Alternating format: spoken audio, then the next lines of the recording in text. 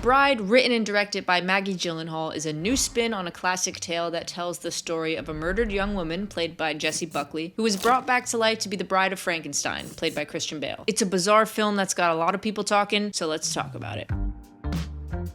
The film opens on the ghost of Mary Shelley in this strange, colorless limbo. She essentially prepares the audience for a monstrous story, and establishes that this film about a woman reclaiming her voice is told through the perspective of a woman who no longer has one. The opening words are something like this: "Knock knock, who's there?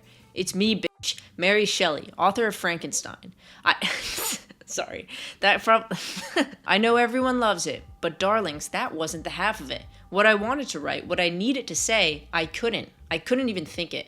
Then I got a cancer of the brain and I couldn't write at all, so I died. Immediately I woke to find myself here, wherever the here is. And here I've stayed for centuries, trying to find some way of getting this tumor, this dream, this story out of my head." So it's clear from the jump that Mary is vicariously living through her character in this case. And that character is none other than our protagonist, Ida, an escort for the 1930s Chicago mob. Mary Shelley possesses Ida, who basically jumps on the table and starts screaming accusations at Lupino, the mob boss, in a British accent, and really quite standing out, to say the least. They remove her from the restaurant, and shortly after being disobedient to the other gangsters, she is thrown down a flight of stairs and dies. That's not a spoiler, by the way. That's in the trailer, and it's in the first 10 minutes of the film. Okay? Just saying. Her body is later dug up by Frankenstein and Dr. Euphronius so that she could become the bride of Frankenstein. So at this point, it's clear to see that Ida's entire identity is almost always wrapped around a man's finger, but Ida being Ida is constantly unraveling it. And she does this through her unpredictable and chaotic actions and her perceivably unladylike tongue, a symbol that finds itself as a through line throughout the film. So let's talk about the tongues. Let's talk about tongues. There is certainly a clear message that Maggie Gyllenhaal is trying to portray here. Maybe an obvious metaphor, but the removal of women's tongues in this film points to the men that are trying to silence them. In the case of Lupino, he literally has a shrine of jarred tongues from the women that he believes give information on him. He collects them like stamps. Also, Ida's tongue-in-cheek being dyed black for the entirety of her time as Penny. My best guess as to what it symbolizes is her impurity. From the very first moment we meet Ida to the time she becomes Penny, it's clear that she stands out in a major way. Beyond her physical appearance, she doesn't conform, she doesn't stay quiet, and what's interesting is that when she's rejuvenated into her new monstrous form, she doesn't feel or look all that different. She already had this immorality about her, physically through her look and emotionally through her words and actions. It's not until her skin and tongue become dyed that we can actually see some sort of physical transformation in her, and that transformation is symbolic of the woman that she already is. She didn't have to change much to be perceived as monstrous. She was scaring people while she was still Ida. There's literally a line right before she falls down the stairs that says, "Ida, you're scaring me," or something along those lines. Granted, she was possessed by Mary Shelley at the time, but you can just tell. She does not seem like your average 1930s belle. The way Ida speaks and the things that she says are also really important in this film. She'll often say, "I'd prefer not to." This comes from the 1853 short story Bartleby, the Scrivener, a story of Wall Street. And as I'm saying that, I'm realizing I did not previously look up how to pronounce Scrivener. Maybe I should look it up real quick. Scrivener.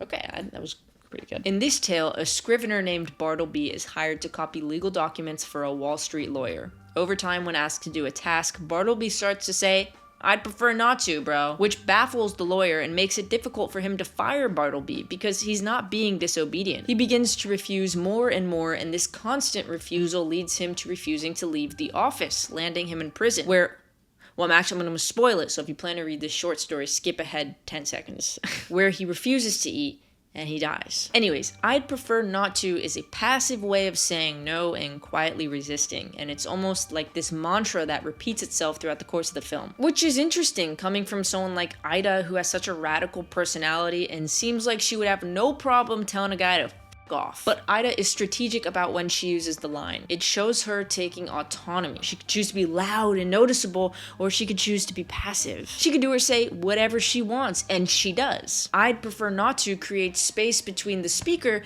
and the one being spoken to. It makes you stop and think. It may even cause some confusion. Give some power back to the speaker. So though it may seem out of character for Ida to say something so seemingly meek, she knows what she's doing when she says it. It's not a form of submission. Not at at all. Okay, let's talk about Ida's name. Ida trying to discover what her name is a through line throughout this film. She starts as Ida, and then after probing Frank a bit, discovers that the fake name he's given to her is Penelope, aka Penny, aka Pretty Penny. And by the end of the film, after learning that Frank had been lying to her this whole time and she was actually brought back to life to be his bride, and in fact had no accident, well, I guess she kind of did, but she decides that her identity is the bride. Not the bride of Frankenstein, just the bride. This is her first real moment of self-determination, and it takes her the entire film to get there. And guess what? She is still technically nameless, but that's just her story, isn't it? It's clear that she doesn't know who she is because we as an audience don't even know who she is. She's a very, very mysterious being. She floats in and out of this British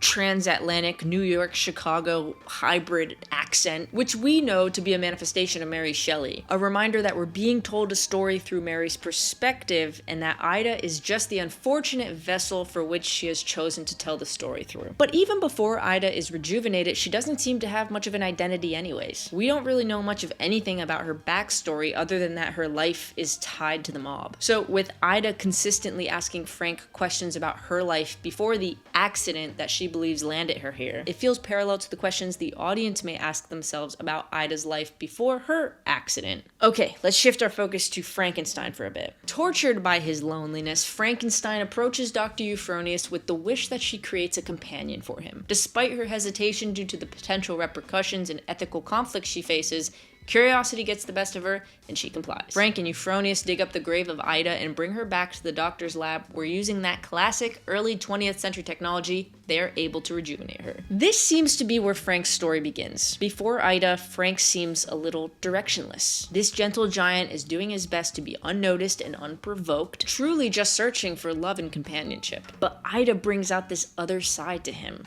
A more protective side, a more violent side, a side that lives life with more conviction. One thing I really did like about Frank is that he never has the desire to change Ida or to silence Ida. In fact, he is absolutely infatuated with her and all of her perceived flaws. She's not docile, she's not gentle, not your typical portrayal of women from this time period. In other words, she's an outcast. A perfect match for another outcast like Frank. So Frank, already having lived this life for so long as a monstrous being, tries to guide Ida through this newfound lifestyle she's found herself forced upon. But Ida, being Ida, will not bend. Instead, she revs up her engine and brings Frank along for the ride as they become this crime duo constantly on the run. Let's talk about Frank's relationship with the movies. He loves going to the theater because this is where he can be completely inconspicuous, unsuspecting, and feel like a normal human being. He specifically loves watching Ronnie Reed films, an actor that he has a parasocial relationship with. I imagine Ronnie Reed is exactly who he'd want to be if he weren't him. He's kind of obsessed with the guy. So much so that when he meets him, he spills drinks all over himself, which leads to this bizarre dance homage to putting on the Ritz from Young Frankenstein. Why don't you go where fashion sits? It's through Ronnie's films that Frankenstein is able to escape his bleak and lonely reality. For many years, Ronnie is the only person that Frankenstein feels any sort of connection to. And he sees himself on the screen because who he is on the outside truly doesn't reflect who he is internally, which is a delicate being who appreciates the arts and really just wants to dance. In the 1935 film Bride of Frankenstein, Frankenstein looks in a pool of water and sees his reflection for the first time and realizes that he's a hideous monster. In this 2026 version, his reflection doesn't depict who he is because he already knows who he is. His reflection depicts who he wants to be. Okay, I want to switch gears for a moment and offer an opinion. I know, crazy, but this film has got a lot of people talking, and there's a lot of negative discourse around it at the moment. Here's my take. This film is not perfect, but honestly, I don't think it's as terrible as some people are making it out to be. The writing certainly needed some work. The film itself was a half hour too long. This film, as 90 minutes, would have been much more powerful. Cut the revolution Penny causes. It doesn't add toward the greater whole. Cut the mob boss storyline. It's distracting. Tighten up the second act, and guess what? I think you got something really great there. Someone out there is probably thinking, well, if you gotta do all that, then it's not a good film. And I agree. But truly, I just don't think it's as awful as people are making it seem. The performances from Jessie Buckley and Christian Bale in this film are truly stellar. I'm filming this before the Oscars, so I'm assuming Jessie won for Best Actress, and I'm just gonna say that The Bride is even more evidence of her talent. Hopefully this ages well. Like I said, production design is OP.